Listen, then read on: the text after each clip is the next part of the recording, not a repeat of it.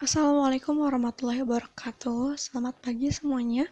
Kembali lagi dengan kami, kelompok 8. Pada kesempatan kali ini akan memaparkan materi yang berjudul Konsep Penilaian Autentik. Kelompok 8 terdiri dari Anissa Siti Khalifah, Cynthia Loka, Lita Zatunisa, Perlihan Pertiwi Diagusvita, Priscilla Cindy Agatha, dan Salwa Anggraini. Konten yang akan dibahas pada hari ini, yang pertama definisi, jenis, karakteristik, tujuan, prinsip, dan juga bentuk. Yang pertama kita akan membahas definisi dari penilaian alternatif. Penilaian alternatif merupakan penilaian yang mengukur kemampuan dalam mencapai tujuan proses pembelajaran. Secara khusus, dalam matematika meliputi kemampuan pemecahan masalah, komunikasi, berpikir kritis, koneksi, dan lain sebagainya. Istilah tradisional yang digunakan dalam konteks pengertian, terutama adalah tes kertas, pensil, atau lebih khususnya lagi adalah tes baku yang menggunakan perangkat tes objektif. Ada kalanya, istilah penilaian alternatif diidentikan dengan penilaian istilah lain seperti penilaian otentik dan penilaian kinerja. Disebut sebagai penilaian otentik karena penilaian alternatif sengaja dirancang untuk menjamin keaslian dan kejujuran penilaian serta hasilnya terpercaya. Istilah penilaian alternatif secara luas menunjukkan keterampilan dan pengetahuan yang tidak dapat dinilai dengan menggunakan waktu pilihan ganda atau tes benar-salah.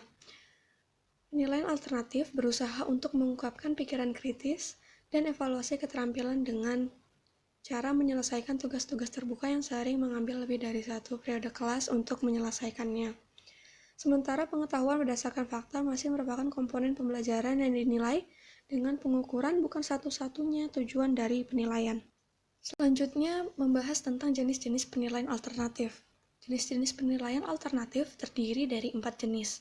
Yang pertama, penilaian kinerja. Yang kedua, penilaian proyek. Yang ketiga, penilaian investigasi. Dan yang terakhir adalah penilaian portofolio. Jenis yang pertama adalah penilaian kinerja atau performance assessment yang merupakan penilaian dengan berbagai macam tugas dan situasi di mana peserta diminta untuk mendemonstrasikan pemahaman dan mengaplikasikan pengetahuan serta keterampilan di dalam berbagai macam konteks dengan kriteria yang sudah ditentukan. Tujuan dari penilaian kinerja adalah untuk mengetahui apakah yang diketahui oleh siswa dan apakah mereka mengetahui apa yang mereka lakukan.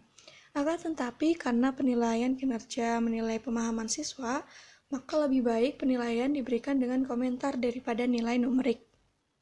Jenis yang kedua adalah penilaian proyek. Penilaian proyek merupakan cara yang tepat untuk melibatkan peserta lebih jauh dalam menyelesaikan masalah.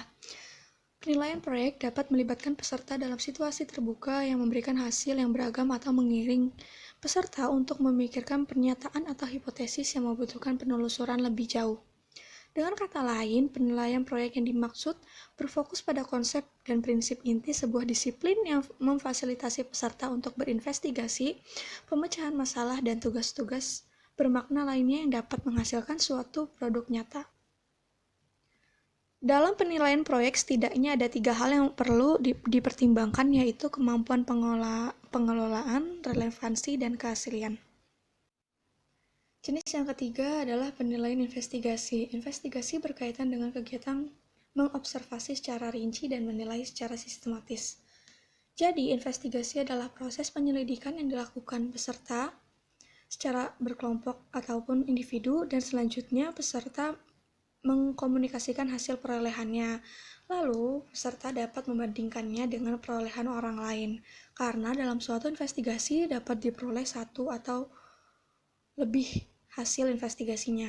Dengan kata lain, bahwa investigasi adalah kegiatan menyebar atau divergent activity di mana para peserta diberikan kesempatan untuk memikirkan, mengembangkan, menyelidiki hal-hal menarik yang mengusik rasa keingintahuan. Jenis yang terakhir adalah penilaian portofolio. Penilaian portofolio adalah proses yang berkesinambungan yang melibatkan antara peserta dan penilai dengan memilih sampel karya untuk dimasukkan ke dalam koleksi. Tujuan utamanya adalah untuk mengetahui kemajuan siswa. Portofolio merupakan kumpulan atau berkas pilihan yang dapat memberikan informasi bagi suatu penilaian.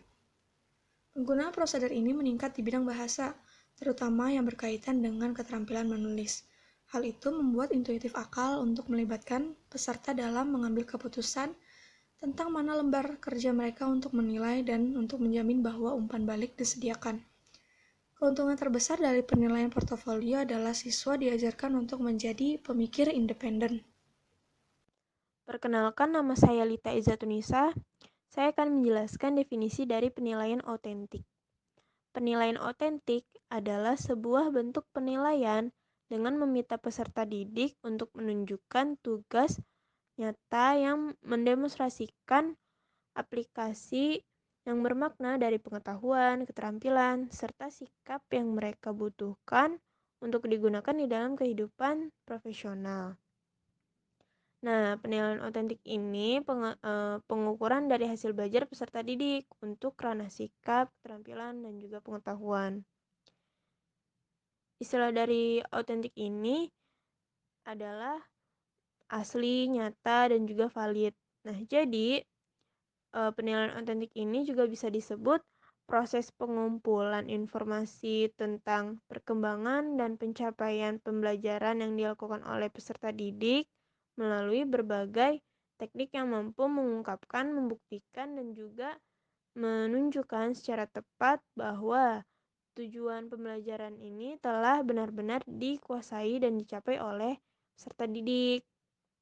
Kemudian, penilaian autentik juga melibatkan berbagai bentuk pengukuran kinerja yang mencerminkan belajar, prestasi, kemudian motivasi, dan juga sikap siswa pada kegiatan yang relevan dengan pembelajaran. Perkenalkan, nama saya Anissa. Saya akan menjelaskan tentang karakteristik, ciri-ciri, keuntungan, dan kelemahan pada penilaian autentik. Pada penilaian autentik, siswa diminta untuk menerapkan konsep atau teori dalam keadaan sebenarnya, sesuai dengan kemampuan atau keterampilan yang dimiliki siswa. Oleh karena itu, guru harus memperhatikan keseimbangan antara penilaian kompetensi sikap, keterampilan, dan pengetahuan yang disesuaikan dengan perkembangan karakteristik siswa sesuai dengan jenjangnya. Contohnya untuk PAUD, TK, dan SD, lebih banyak porsinya pada bidang soft skill, misalnya kemampuan yang perlu dilatih dan diukur antara lain mengamati, motivasi berprestasi, kemauan kerja keras, disiplin, berkomunikasi, tata krama, dan lain-lain, daripada penilaian hard skill atau pengukuran penguasaan pengetahuan dan keterampilan. Lalu, karakteristik pada penilaian autentik adalah sebagai berikut. Yang pertama, bisa digunakan untuk formatif maupun sumatif, yaitu pencapaian kompetensi terhadap satu kompetensi dasar atau formatif, maupun pencapaian terhadap standar kompetensi atau kompetensi inti dalam satu semester atau sumatif. Lalu yang kedua, mengukur keterampilan dan performansi, bukan mengingat fakta. Menekankan pencapaian kompetensi keterampilan atau skill dan kinerja atau performance, bukan kompetensi yang sifatnya hafalan dan ingatan. Lalu yang ketiga, berkesinambungan dan terintegrasi, merupakan satu kesatuan secara utuh sebagai alat untuk mengumpulkan informasi terhadap pencapaian kompetensi siswa. Lalu yang terakhir, dapat digunakan sebagai feedback, yaitu sebagai umpan balik terhadap pencapaian kompetensi siswa secara komprehensif. Kunandar 2013 mengemukakan ciri-ciri penilaian autentik adalah sebagai berikut. Yang pertama, harus mengukur semua aspek pembelajaran, yakni kinerja dan hasil atau produk. Artinya, dalam melakukan penilaian terhadap peserta didik, harus mengukur aspek kinerja performance dan produk atau hasil yang dikerjakan oleh peserta didik. Penilaian kinerja atau produk dipastikan bahwa kinerja atau produk tersebut merupakan cerminan dari kompetensi peserta didik secara nyata dan objektif. Yang kedua, dilaksanakan selama dan sesudah proses pembelajaran berlangsung. Artinya, dalam melakukan penilaian terhadap peserta didik, guru dituntut untuk melakukan penilaian terhadap kemampuan atau kompetensi proses kemampuan atau kompetensi peserta didik dalam kegiatan pembelajaran dan kemampuan atau kompetensi peserta didik setelah melakukan kegiatan pembelajaran. Yang ketiga, tugas-tugas yang diberikan kepada peserta didik harus mencerminkan bagian-bagian kehidupan peserta didik yang nyata setiap hari. Mereka harus dapat menceritakan pengalaman atau kegiatan yang mereka lakukan setiap hari. Yang keempat, tes hanya salah satu alat pengumpul data penilaian. Artinya, dalam melakukan penilaian peserta didik terhadap pencapaian kompetensi tertentu harus secara komprehensif dan tidak hanya mengandalkan hasil tes semata. Informasi-informasi lain yang mendukung pencapaian kompetensi peserta didik dapat dijadikan bahan dalam melakukan penilaian. Lalu yang kelima, menggunakan berbagai cara dan sumber. Artinya, dalam melakukan penilaian terhadap peserta didik harus menggunakan beberapa teknik penilaian disesuaikan dengan tuntutan kompetensi dan menggunakan berbagai sumber atau data yang bisa digunakan sebagai informasi yang menggambarkan penguasaan kompetensi peserta didik. Lalu yang terakhir, penilaian harus menekankan kedalaman pengetahuan dan keahlian peserta didik, bukan keluasannya, kuantitas.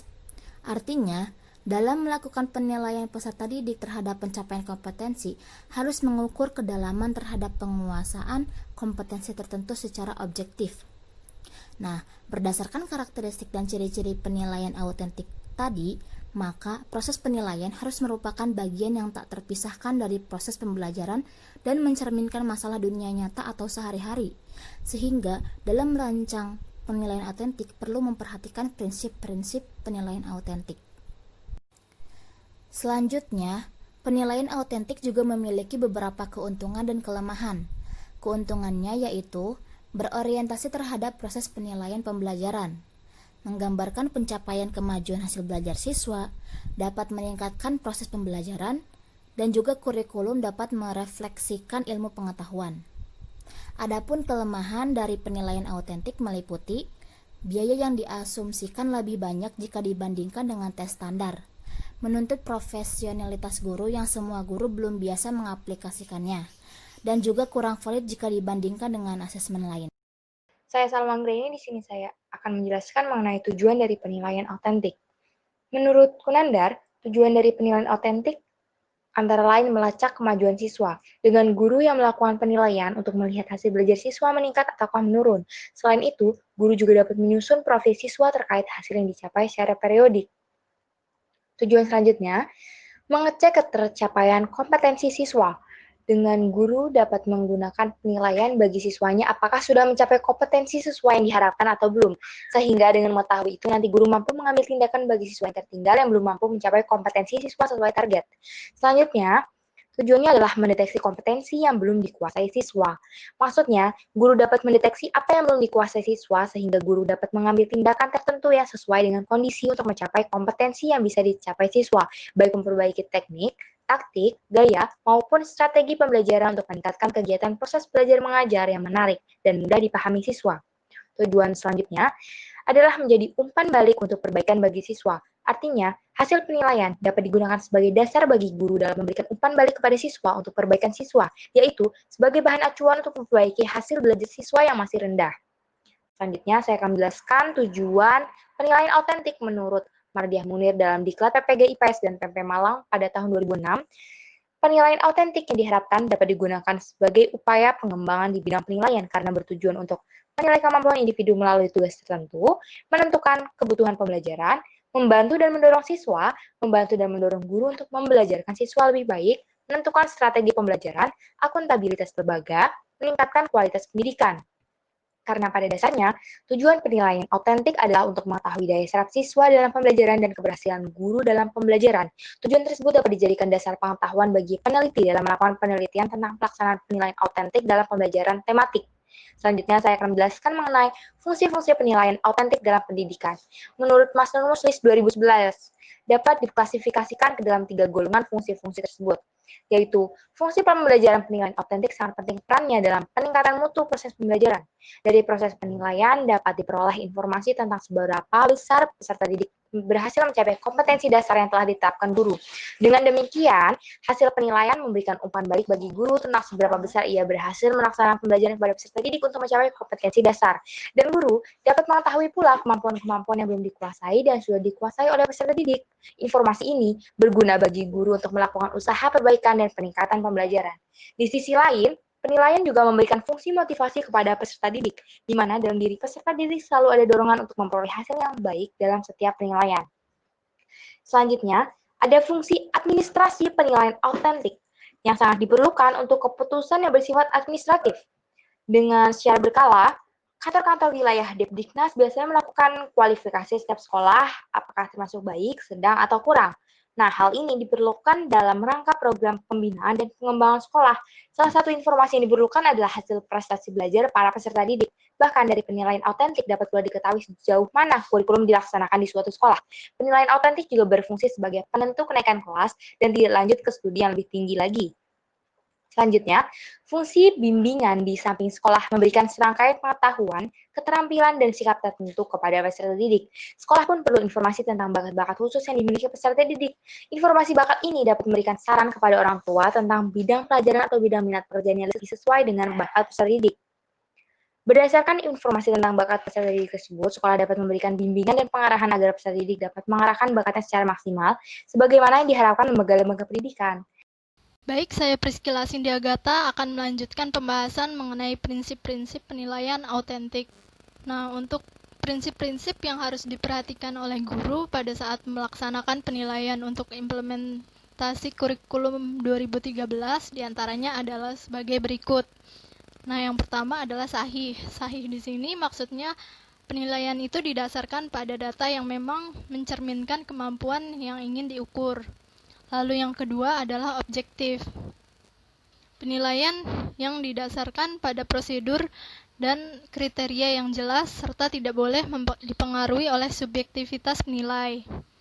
Lalu yang ketiga adalah adil, yaitu suatu penilaian yang tidak menguntungkan atau merugikan siswa hanya karena mereka berkebutuhan khusus serta memiliki latar belakang agama, suku, budaya, adat istiadat, status sosial ekonomi, dan juga gender yang berbeda. Lalu yang keempat adalah terpadu. Di sini maksudnya penilaian itu dikatakan memenuhi prinsip ini apabila guru yang merupakan salah satu komponen tidak terpisahkan dari kegiatan pembelajaran. Lalu yang kelima adalah transparan, yaitu di mana kriteria penilaian dan dasar pengambilan keputusan yang digunakan dapat diketahui oleh semua pihak yang berkepentingan.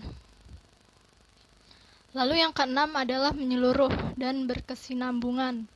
Di sini maksudnya mencakup segala aspek kompetensi yang dengan menggunakan berbagai teknik penilaian yang sesuai.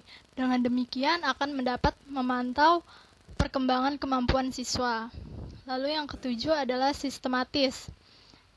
Maksudnya di sini adalah penilaian yang dilakukan oleh guru itu harus terencana dan dilakukan secara bertahap dengan mengikuti langkah-langkah yang baku. Lalu yang kedelapan adalah akuntabel.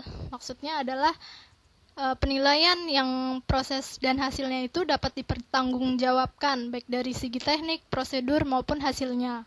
Lalu yang kesembilan adalah edukatif, yaitu penilaian dilakukan untuk kepentingan dan kemajuan pendidikan siswa. Selanjutnya, saya akan melanjutkan penjelasan mengenai pendekatan penilaian autentik. Jadi, pendekatan penilaian yang digunakan ini adalah penilaian acuan kriteria atau PAK. Jadi, PAK ini merupakan penilaian pencapaian kompetensi yang didasarkan pada kriteria ketuntasan minimal atau KKM. Nah, dari penilaian berdasarkan acuan kriteria adalah penilaian kemajuan peserta didik dibandingkan dengan kriteria pencapaian kompetensi yang ditetapkan. Nah, apa itu KKM? Jadi KKM itu sendiri merupakan kriteria ketuntasan minimal belajar yang ditentukan oleh satuan pendidikan dengan mempertimbangkan karakteristik kompetensi dasar yang akan dicapai, daya dukung, dan karakteristik peserta didik. Nah, sebagai yang telah saya sebutkan di atas, bahwa standar penilaian pada kurikulum 2013 ini lebih menekankan pada prinsip-prinsip kejujuran, yang mana mengedepankan aspek-aspek berupa knowledge, skill, dan juga attitude. Penilaian otentik disebutkan dalam kurikulum 2013 adalah model penilaian yang dilakukan saat proses pembelajaran berlangsung, berdasarkan 3 komponen di atas. Di antara teknik dan instrumen penilaian dalam kurikulum 2013 adalah sebagai berikut. Nah, yang pertama ini adalah penilaian kompetensi sikap. Jadi, di sini pendidik melakukan penilaian kompetensi sikap melalui observasi, penilaian diri, penilaian teman sejawat atau peer evaluation oleh peserta didik, dan juga jurnal. Instrumen yang digunakan untuk observasi, penilaian diri, dan penilaian antar peserta didik adalah daftar cek atau skala penilaian yang disertai rubrik, sedangkan pada jurnal berupa catatan pendidik. Lalu yang kedua adalah penilaian kompetensi pengetahuan. Jadi di sini pendidik menilai kompetensi pengetahuan melalui tes tertulis, tes lisan, serta penugasan. Lalu yang ketiga adalah penilaian kompetensi keterampilan. Di sini pendidik menilai kompetensi keterampilan melalui penilaian kinerja, yaitu penilaian yang menuntut peserta didik mendemonstrasikan suatu kompetensi tertentu dengan menggunakan tes praktik, proyek, serta penilaian portofolio. Nah, instrumen yang digunakan ini adalah berupa daftar cek atau skala penilaian yang dilengkapi dengan rubrik. Selamat pagi Pak Ade dan teman-teman semua. Perkenalkan, nama saya Peralihan Pertiwi Idia Gusvita. Pada kesempatan kali ini, saya akan menjelaskan mengenai bentuk penilaian autentik. Yang pertama adalah asesmen kinerja, atau prosedur yang menggunakan berbagai bentuk tugas untuk memperoleh informasi tentang apa dan sejauh mana yang telah dilakukan dalam suatu program. Kemudian, ada portofolio. Penilaian portofolio adalah suatu pendekatan atau model penilaian yang bertujuan untuk mengukur kemampuan peserta didik dalam membangun dan merefleksikan suatu pekerjaan maupun tugas atau karya melalui pengumpulan atau collection bahan-bahan yang relevan dengan tujuan dan keinginan yang dibangun oleh peserta didik. Sehingga pada akhirnya nanti, hasil pekerjaan tersebut dapat dinilai dan dikomentari oleh guru dalam periode tertentu. Bisa dilihat, berikut adalah tabel penilaian contoh dari portofolio. Dapat dilihat pada tabel, terdapat berkas-berkas tersebut diantaranya: 1. Gambar peta ASEAN yang merupakan tugas individu materi IPS semester 1. Dan seterusnya sampai penilaian portofolio.